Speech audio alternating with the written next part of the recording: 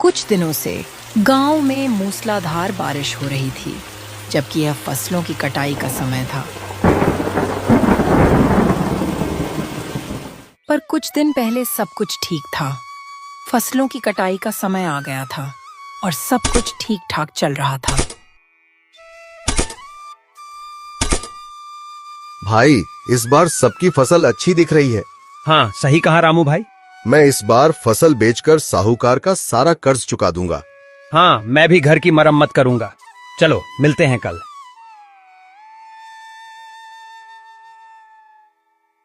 हे भगवान, इस बार बरसात सही समय पर हो जाए तो सबका भला हो जाएगा। हाँ जी, इस बार सब ठीक होगा। ठीक है, ऐसा ही हो। अचानक आसमान पर काले बादल छा जाते हैं, बिजली कड़कती है, भारी बारिश होती है। ये बारिश तो रुक ही नहीं रही। अब क्या होगा? हम तो बर्बाद हो जाएंगे। भगवान पर भरोसा रखिए, सब ठीक होगा। लेकिन बारिश नहीं रुकती और सारी फसलें बर्बाद हो जाती हैं। खेतों में सिर्फ पानी ही पानी रह जाता है और किसानों की सारी मेहनत मिट्टी में मिल जाती है। रामू की भी सारी फसल खराब हो जाती है। वो खेत के बीच खड़ा होकर टूटे मन से कहता है, हे भगवान, इस बार तो हमारी सारी उम्मीदें डूब गईं। अब साहूकार का कर्ज कैसे चुकाऊंगा? बर्बादी के बाद भी कर्ज तो कर्ज ही था। साहूकार ने अपना हिसाब मांगा। रामू, कर्ज लौटाओ वरना तुम्हारी जमीन मेरी। साहूकार जी, फसल बर्बाद हो गई है, थोड़ा समय दीजिए।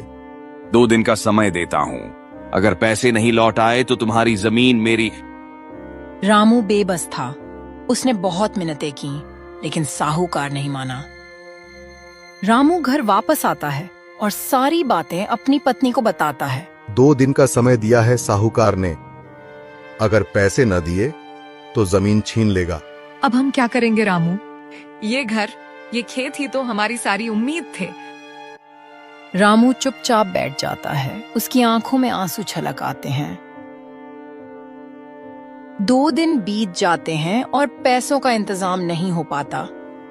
मजबूर होकर रामू अपनी जमीन साहूकार को दे देता है। अब ये जमीन मेरी हुई। देख लिया, कर्ज न चुका पाए तो क्या होता है। रामू चुपचाप वहां से चला जाता है। उसके कदम भारी हो चुके हैं, आंखों में आंसू हैं और दिल पर बोझ।